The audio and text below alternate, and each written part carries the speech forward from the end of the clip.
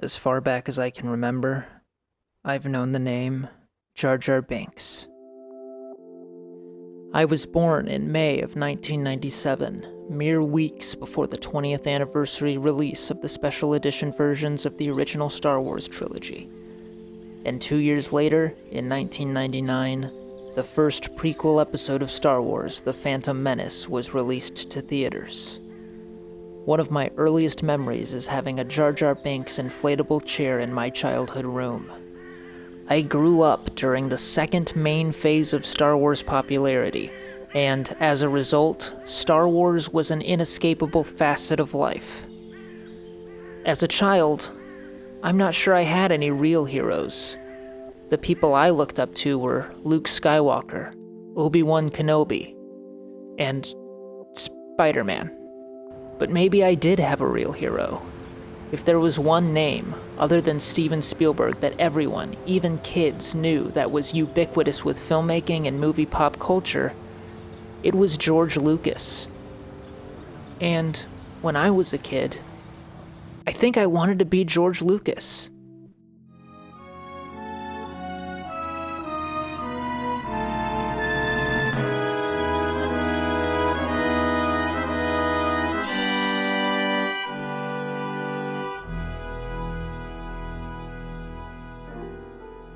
George Walton Lucas Jr. was born in May 1944 in Modesto, California, to Dorothy Eleanor Lucas and George Walton Lucas Sr. While Lucas was obsessed with sci-fi, especially the Flash Gordon serials, at a young age, his primary dream in life was to be a race car driver. However, a serious car accident resulting in severe injuries his senior year of high school caused Lucas to step away from racing as a career, and he instead decided to pursue art school. He quickly began shooting races as a hobby on 8mm film, and his higher education granted him access to international high art cinema, exposing him to films from Federico Fellini, Francois Truffaut, and Akira Kurosawa. It was at these screenings that Lucas's love for film and motion picture storytelling really blossomed, and so he transferred to the film program at the University of Southern California. And the rest is movie history.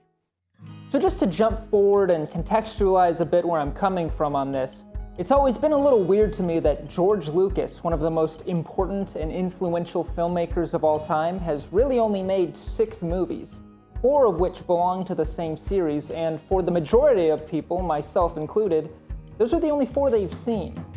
Now sure, there are people who are aware of THX 1138 and especially American Graffiti, but it feels like most people, especially of my generation, don't really go back before Star Wars.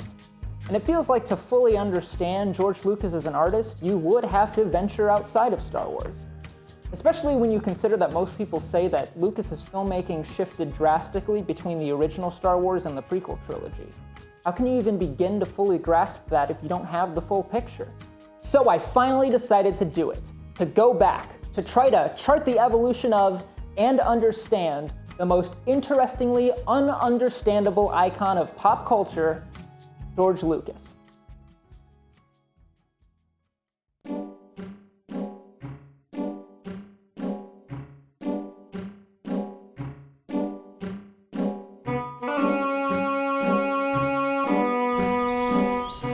What compels a man to create a Gungan? And furthermore, what compels others to despise one? In a franchise with space wizards, Ewoks, robot butlers, and whatever the hell a Bosk is, what led to the almost universal vitriol towards an anthropomorphic frog clown? Is Star Wars for children? Or is it something more?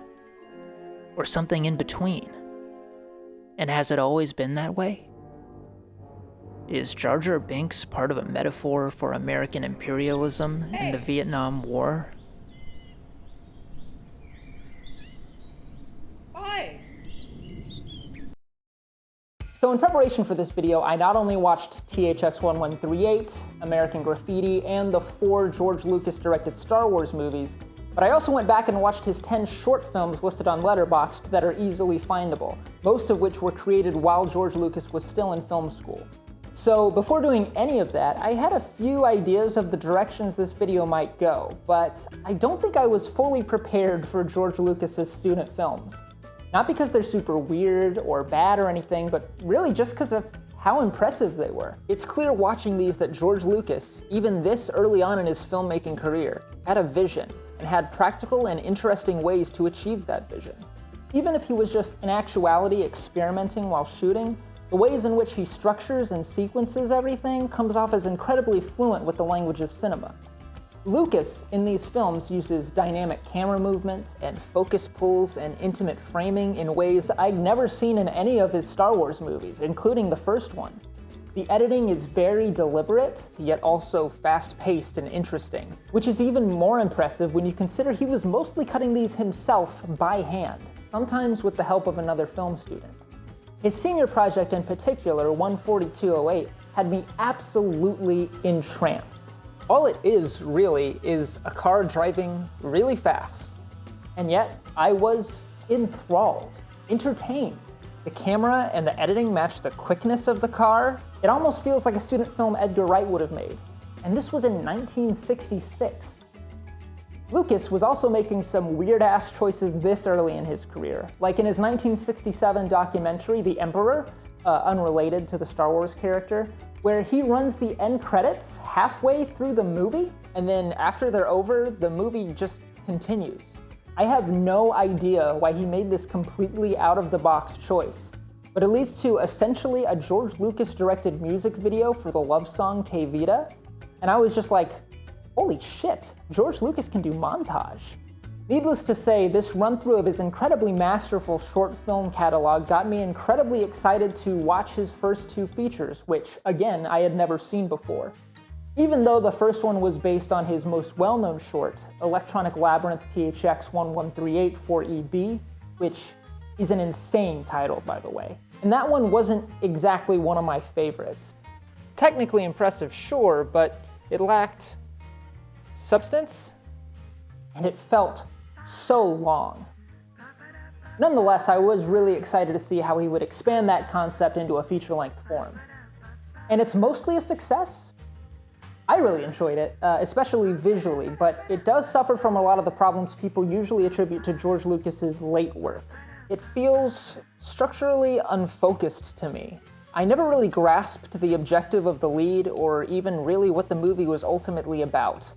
It has a lot of really interesting concepts, but it feels like it needed more of a narrative through line. The movie starts out being about a suppressed and oppressed society, then it's about a forbidden love, but then it's about trying to escape an oppressive regime, then it's about forbidden love again, then it's about escaping an oppressive regime in an effort to rekindle and save the forbidden love, then it's about learning to work together to overthrow your oppressors, but by the time it ends, spoiler alert, it's about escaping an oppressive regime, successfully, and pretty much everything else is dropped. It's hard to know exactly how to feel at the end of this thing, or even how to feel scene to scene, because I'm not really sure what I'm supposed to be watching. That said, this movie does have more of a visual style than Star Wars, I think. There's a lot of really interesting minimalism, and the editing harkens back very much to George Lucas's student films, where it's almost experimental at times. And there's a lot of interesting cross-cutting. Almost like a Christopher Nolan film in that regard. And hey, this movie was actually cut by George Lucas himself, which I think gives it a lot of its personality. There is one thing to talk about though, and that's that in 2004, much like he did with the original Star Wars trilogy, Lucas went back in and added a bunch of CGI alterations and additional sequences that really took me out of the movie. More so than they do in Star Wars, because it felt like here there was no real effort to blend the new stuff with the old stuff. There's some stuff that's pretty invisible, like the digital mats and background work, but the new fully CGI sequences look so synthetic and digitally, which goes against the very analog and documentary-esque aesthetic of the rest of the movie. And just like Star Wars, there is no original, unaltered version of this movie commercially available, or at least there hasn't been since like the Laserdisc days. And because THX doesn't have as much of a built-in following as Star Wars does, it's not exactly easy to find a despecialized or a 4K 77 version of this movie. It's a contemporary story, it's about today. And therefore I want to make it out of existing things, so that everything there is real, only altered slightly. Sorry, 1971, George. That's not exactly true anymore. If you were to make a film about the future, the way to do it would be to use real things. A couple of things worth discussing about this movie from a meta perspective are: one, this movie was Lucas's first foray into the used future aesthetic that would later define the look of the Star Wars movies. And two, there's actually 3 different cuts of this movie. There's George Lucas's original unaltered director's cut, the 2004 DVD special edition, and the 1971 theatrical cut, wherein Warner Brothers went back in and removed about 4 minutes from the movie in an effort to make it more accessible to audiences or something like that. And Lucas always resented that. If there's any reason he continually goes back into his old movies and tweaks them in order to make them more perfect or closer to his original vision or whatever, it probably stems from that incident, if I had to guess. Anyway, so that was George Lucas's feature film debut, and it was slow, weird, unappealing to audiences of the time, and ultimately a financial flop. While I do think it is much better than contemporary audiences gave it credit for, I would hesitate to call it a forgotten classic. But I do think it's worth watching, especially if you're as interested in George Lucas as I am. And it is a promising start to his studio filmmaking career.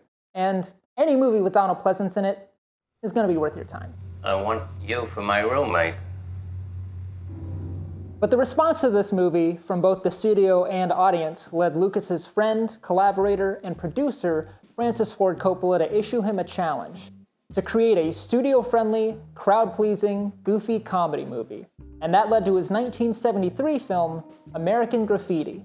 I was expecting to enjoy this one. I just wasn't expecting to enjoy it as much as I did. Based on the 5 other written and directed by George Lucas movies I've seen, I was truly shocked at his ability to make this thing feel natural and for all the characters to feel like real people. So many coming-of-age and high school movies, for me, kind of fail to capture what the experience really felt like. Ferris Bueller, as much as I love you, I'm looking at you. Many of these last night before college movies, or whatever, tend to feel very cartoonish. And yeah, they probably do come from people's real experiences, but they seem to tend to favor outlandishness and exaggeration over authenticity. And that's totally fine, but when I see something like Lady Bird or American Graffiti that manages to be incredibly entertaining and heightened, but also capture what it felt like to be at that age on the cusp of adulthood, dealing with high school problems and feelings and angst, and managing to portray it in a very real, relatable way, it's transcendent. I'm like the better part of a decade separated from high school at this point, and while I don't hold a ton of reverence for it, it is very satisfying to see moments and people that remind you of friends and feelings you had at a time, rather than 2 hours of loosely improvised jokes that sort of feels like it was put together by someone who never actually went to high school but has seen a bunch of high school movies. And it's so wild to me that George Lucas, of all people, made this movie. Although, at its core, it does have a lot of those George Lucas hallmarks.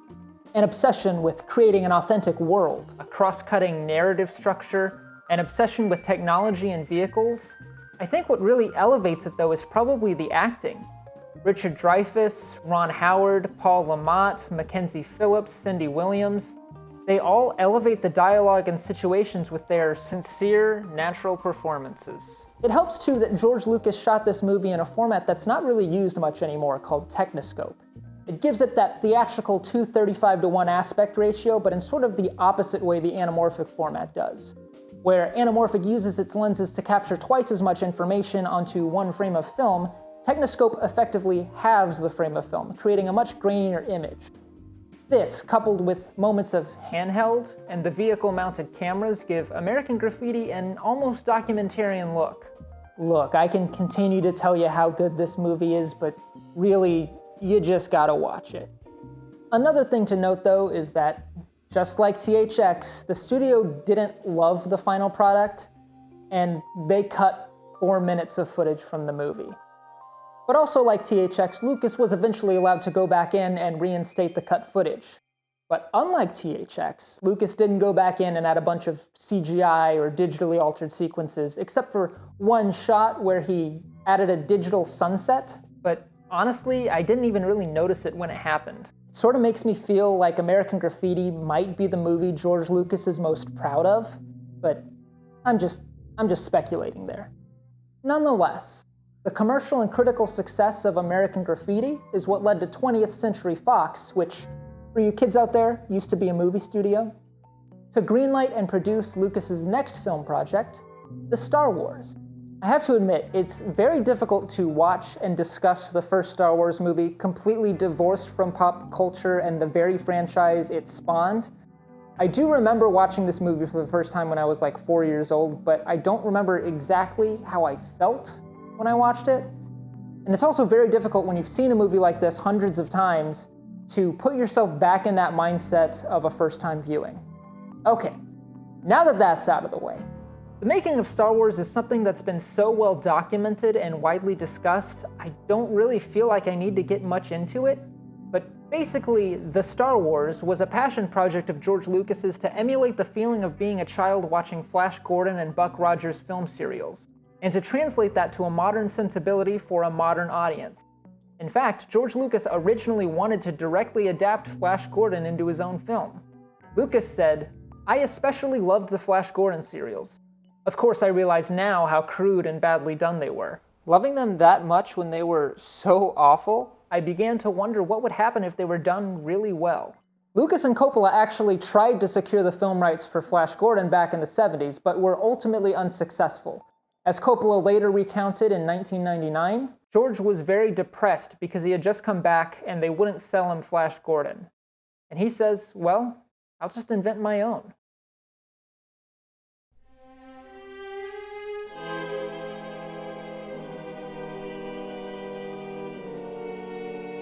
Who are we as a people without Star Wars?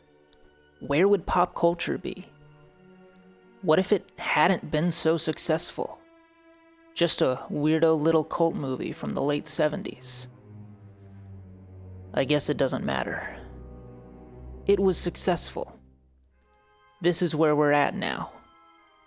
Obsessing over entertainment news, feeding on sci-fi scraps the studios throw down at us, arguing about what is and isn't a real Star Wars movie, arguing what does and doesn't belong in one, harming and harassing real people in the service of a media conglomerate that doesn't even know we exist.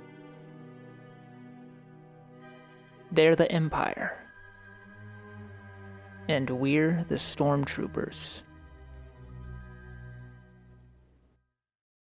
The immense distress and anxiety the production of the first Star Wars movies caused to George Lucas have been well documented, as are the limitations and compromises made along the way. It's widely considered that these limitations and compromises are what saved the movie and made it great. That all the scenes George Lucas had to cut would have brought down the movie and prevented it from being the classic that it is. Whether that's truly the case, it's hard to say. While we now can see many of these scenes, I don't know that I can safely say that their presence in the movie would have brought it down. I can't say I love these scenes, but, I mean, we don't really know. As I said, it's difficult to divorce yourself from the pop culture that has this Star Wars as it's Star Wars. The final cut of the film was done by Marcia Lucas, George's then wife, who really does not get the credit she deserves in creating the structure of the final film. Especially ever since their divorce, where George Lucas has tried to minimize that aspect as much as he possibly could, especially with the advent of the Star Wars special editions. Ah, the special editions. Don't be surprised. You knew this was coming. Okay, so for those of y'all that somehow don't know, in 1997, for the 20th anniversary of the release of the first Star Wars movie, George Lucas re-released the entire original Star Wars trilogy into theaters. Kind of. These were the original 3 movies, but they had been altered, partially as an experiment to test the technology for the upcoming Star Wars prequels, and partially to, quote, bring the trilogy up to the standard we were aiming for. These special editions were, and continue to be, controversial at best. and every time since that the films have had a major re-release. 2004 on DVD, 2011 on Blu-ray, 2019 to 4K UHD. McClunky. George has gone back in and added more and more digital changes. Newly inserted scenes, altered dialogue, changed special effects, timing, making Greedo shoot first, etc. Look, yeah, I'm not a fan of like 95% of the changes made. But I don't think it would be that big of a problem if the original films were still commercially available, which they're not, really. The last commercial release of the original Unaltered Trilogy was on these 2006 limited edition DVDs, but those were just really bad transfers. Sourced from the Laserdisc release in 1993 and not cleaned up or remastered in any way. They have a lot of problems, and they're kind of hard to find now, unless you got them back in 2006 like I did. But hey, at least there are fan projects like Harmy's Despecialized and Project 4K77 to preserve what George Lucas won't. But it would be so nice if you could just go out and purchase a Blu-ray of the original film just as it originally was, scanned from the film print, digitally remastered in 4K, with no changes made. But unfortunately, according to J.J. Abrams in 2019, for whatever reason, that's just not really possible. I've been told that for reasons that I don't quite understand, that's not necessarily possible. I guess it's what George Lucas wanted, and that's what he did. I'd probably guess that it's probably a contractual thing from when George Lucas sold the franchise to Disney. I imagine he probably gets final say on a release like that, and for as long as he's able to, he's probably gonna keep that from happening. In my opinion, I think this all stems from those 4 minutes cut from THX and American Graffiti. Lucas is on record as basically saying that bugged the ever-loving shit out of him. And ever since, he's gone to extreme lengths to ensure total control and ownership over all of his future works, starting with Star Wars and especially the Star Wars prequels. There's always a bigger fish. I have very mixed feelings on this whole ordeal. On one hand, I'm fully for giving the filmmaker full creative control over their vision. I think that kind of artistic ownership is invaluable. On the other hand, though, I loved these movies for what they were, and all of the special edition alterations really affect my enjoyment every time they crop up. After all, their initial releases were the finished movies. The film is never finished, they just finally take it away from you at some point. Yeah, I know. But these movies, as they were historically significant, important to millions upon millions of people around the world, and were vastly impressionistic on them. Not these new versions with their CGI Jabbas and singing porpoises and McClunkies. McClunky. Even Steven Spielberg, perhaps Lucas's closest friend, at least far as public perception goes, gave his movie, E.T., the old special edition treatment, and released both versions, digitally remastered and properly transferred on one DVD set. I think I ultimately believe that all of the versions of the Star Wars movies, including the 4 or 5 of each that I and most people don't much like, are important. Thus, they deserve to be seen. But Warner Brothers and Universal, on THX and Graffiti respectively, made George Lucas lose his fucking mind, and now he's completely obsessed with the Star Wars movies, meticulously lording over them and going back and revising, all 6 of them, all the way up until his sale of the franchise and semi-retirement. Now, I don't think that the special editions and the prequels and the negative reception that they got shows that George Lucas lost whatever creative skill and talent he had. Maybe he did. 22 years is a long time to go between directorial efforts, but we'll talk about that in a bit. I think this pursuit of creative ownership on top of an already existent attention to detail and perfectionism led to a creatively unhinged George Lucas. Ever since his retirement from Hollywood, he keeps saying that the only thing he'll be doing now is making little experimental films that no one will see. While I and the rest of the world have no idea if that's really true, I hope it is. But it's hard for me to imagine that the George Lucas who, for the last 22 or so years, has done nothing but obsess over one idea, tediously going back in to perfect it over and over again, will ever create anything as experimental or groundbreaking as his student films or his first 3 features. I hope I'm wrong, but I don't think I am.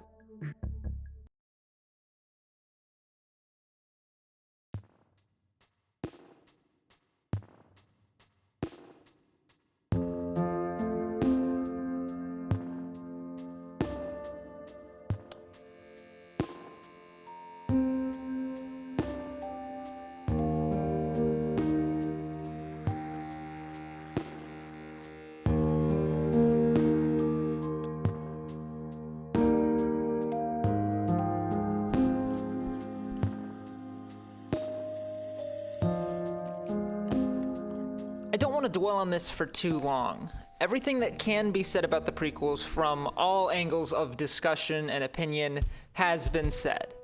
But I'm going to talk about these things a little bit from my own subjective perspective.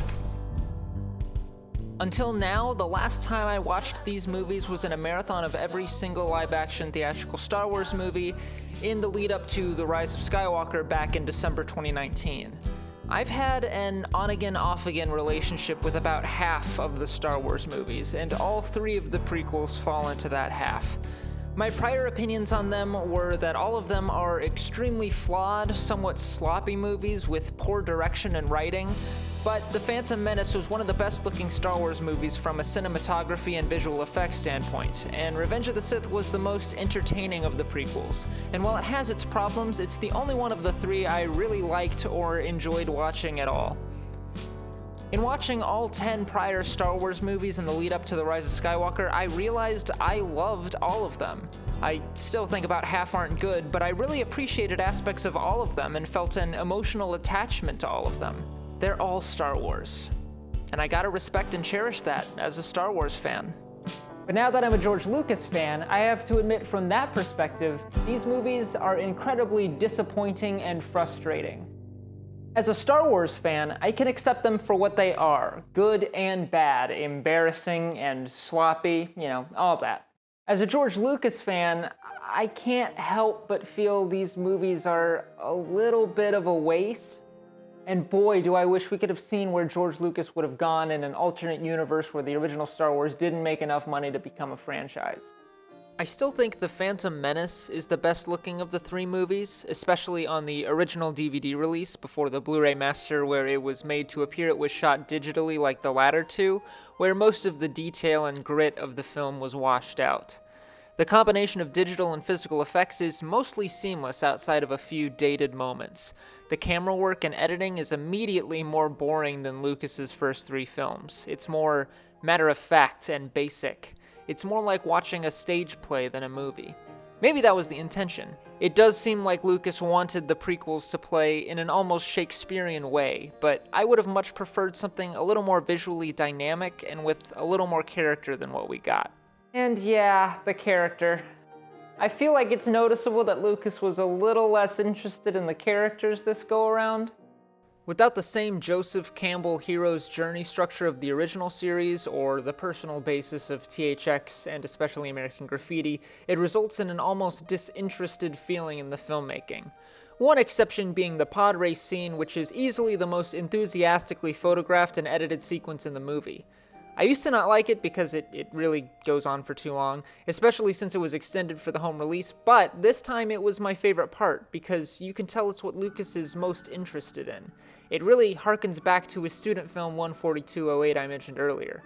There's also the Grievous chase and Mustafar battle in Sith that does some wacky, interesting stuff with the camera and editing. But knowing Steven Spielberg did previs and storyboarding on these sequences makes me feel like it might be due to his hand. Or at the very least that George Lucas was excited to have his friend there, and so because of that he got a little more adventurous. That's all speculation though, don't take my presumption as genuine fact or analysis, I'm just speculating. Might be a huge reach.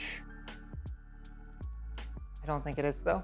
Attack of the Clones suffers the most from the "this feels like a filmed stage performance" thing, although the scene towards the beginning in the cantina has a lot of interesting camera choices and shots, and part of me believes that that's because that's one of the few scenes in a completely physical environment in the whole movie. Most of the movie was shot on blue screen, and while this sequence definitely has some digital stuff going on in the scenery, you can tell it was shot on a real physical location. And even if that location was probably just on a soundstage or something, it helps provide some texture and structure to the scene that lets you really have a lot of fun and get adventurous with the filmmaking. The latter two prequels were shot digitally in the infancy of digital cinema. Theaters were a long way off from being fitted to project movies digitally, and cameras had to be custom made to be able to shoot the way Lucas wanted them to. In fact, Lucas intended to shoot all three prequels digitally, but the technology just wasn't there yet for The Phantom Menace. All the advents of digital cinema, including digital sets and characters on top of the digital cinematography, gave Lucas a full control over every frame of these movies in a way he never could have possibly had in his first four. And you gotta give the man credit for pushing this technology. I mean, for me, when it comes to big theatrical films, I usually prefer stuff shot on film and using mostly practical effects wherever they can. But the accessibility we all have to high-quality digital filmmaking equipment these days is insane and has absolutely changed the world for amateur filmmakers like me for the better. I would not be able to make videos like this if not for George Lucas. But it really feels when watching episodes 2 and 3 that George Lucas was more interested in the technology than the movies. And I think it shows in how static the filmmaking ultimately became, especially with those digital zooms. I don't want to exclusively rip on the prequels. I think it's been done enough. And while I'm not totally on board with the whole "the prequels are good actually" thing that's been happening online lately, I have to admit there are some good aspects to be found in there. There are a lot of interesting ideas, I genuinely believe there's some good performances in them, and talk about artistic integrity. No one told Lucas no. These movies are so fully his brain, unfiltered in full form. And that's something that doesn't really happen with movies much these days, so I can see how these movies might seem more of substance at times. Particularly Revenge of the Sith, which from the ideas department I think holds up the best, or at least seems like it has the most interesting things to say. But let's do something most people in my position wouldn't do, and for a second, praise one of the prequels, without it being entirely predicated on my nostalgia and without suggesting that the prequel trilogy is somehow made up of secret masterpieces, which I don't really think it is. Okay, so Revenge of the Sith, right? This is the one everyone likes to call the good one. It's certainly the most entertaining, and I think it conveys George's core thesis when it comes to the politics of these movies the best, including out of the original trilogy. I honestly think this is the most Lucas has succeeded at the whole making a modern Flash Gordon or Buck Rogers serial thing he originally set out to do. I genuinely think you could divide this into 20-minute episodes of a film serial and it would work almost perfectly, with each episode having a cliffhanger and opening and ending with a fun action sequence. In a lot of ways, I feel like this movie is sort of the blueprint for what big summer blockbuster movies have become. It really nails that formula and style. Yeah, sure, the big studios are probably actually directly going for copying the Avengers, but this really is the start of it all, as far as I can tell.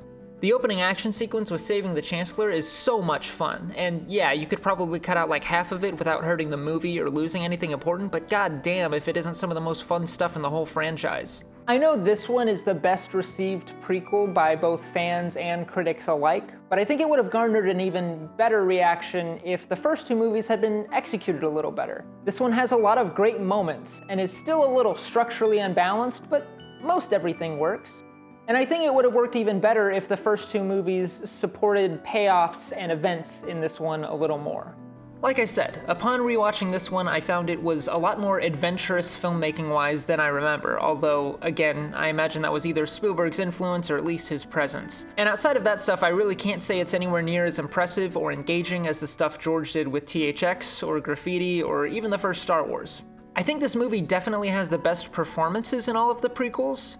Ewan McGregor, of course, everyone highlights him, but damn, Natalie Portman is working hard in this movie, and she nails it. She gives a genuinely great performance. And everyone who says Hayden Christensen is bad in these movies, doesn't know what they're talking about. There are some funny line reads, sure, but who can blame him? Some of these lines are incredibly silly and contrived, and the fact that he manages to pull the majority of them off is commendable. And even on the silly line reads, it's not like I don't believe his performance. He is still pulling off the character of Anakin Skywalker. My point is, these prequel Star Warses are a lot better than a lot of people give them credit for. But they're also nowhere near as good as a lot of people give them credit for. Watching them again for this video, I found a lot of valuable things within them, as I do every time I rewatch them. All that being said, I still can't help but wonder what George Lucas would have directed, how his style would have evolved, what kind of experimentation he would have made without Star Wars. What if he had been making a movie or two every year like Spielberg? What could have been?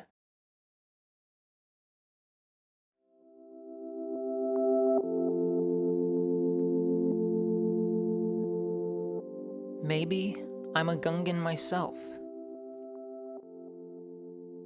Maybe we're all Gungans. We were minding our own business, and then Obi-Wan Kenobi shows up and brings us along for a Star War. And now, we're along for the ride. Forever. But what if we just stayed in Gungan City, deep within the ocean of the planet Naboo? Would we be happier? Or, by riding into the Star War, are we actually deeper in Gungan City? Were we meant to escape into the sunset and move on, unencumbered, unoppressed like THX? I guess we'll never know. I've always wondered about the directorial gap of George Lucas between Star Wars and The Phantom Menace. A gap that spanned 22 years. A gap during which George Lucas mostly only produced movies. Some of his filmmaker friends have said that he just lost interest in directing after the original Star Wars trilogy. But can you imagine if George Lucas had made more movies after Star Wars that weren't Star Wars? How much he might have grown as a filmmaker? All the worlds and characters he may have explored. Having finally gotten around to seeing his 2 pre-Star Wars movies, I've never wanted anything more than more George Lucas movies. It's all speculation, there's no getting around that. Maybe he would have made a bunch of bad, unsuccessful, inaccessible movies. I don't know. But I don't think so. The variety between THX, Graffiti, and Star Wars shows that Lucas was a passionate, adaptable, innovative, and visionary filmmaker. And I think film and pop culture might have ended up in a little bit of a better place if he had done a little bit more than only make space wizard movies for the rest of his life. It's undeniable the impact that George Lucas made with Star Wars.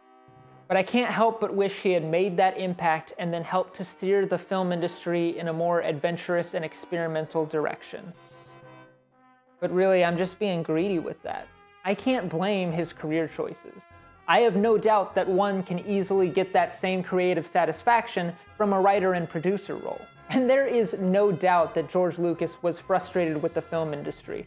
They kept cutting his movies. No one believed in him. He took a project that so few believed in and he turned it into the biggest movie of all time.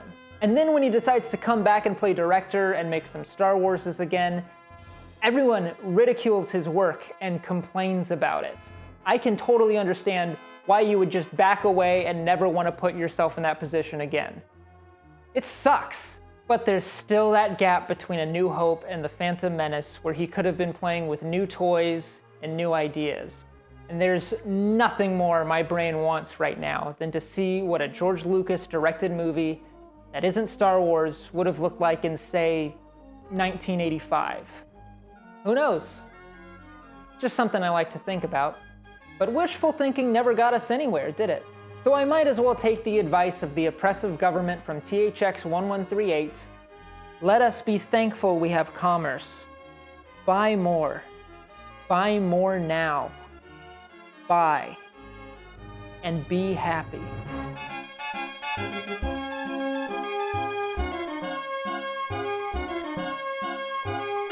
Thanks for watching the video. I literally just finished it, and I'm really proud of how it turned out, and I got a lot of help on it, so be sure to look at those credits down there. If you've watched any of Lucas's other films that I talked about in here, or even if you just have any thoughts, leave a comment below. I try to respond to everybody if I can. If you like this video, maybe give it a like, and also maybe check out some of the other videos I got. I'm sure there's some appearing on the screen, I think, right about now. And if you like this video and you want to see more, subscribe. That's always an option. I've got more coming very soon. I've already got the next video written, and I'm gonna start shooting it possibly tomorrow, and that'll be coming out sometime next month, June. So keep an eye out for that.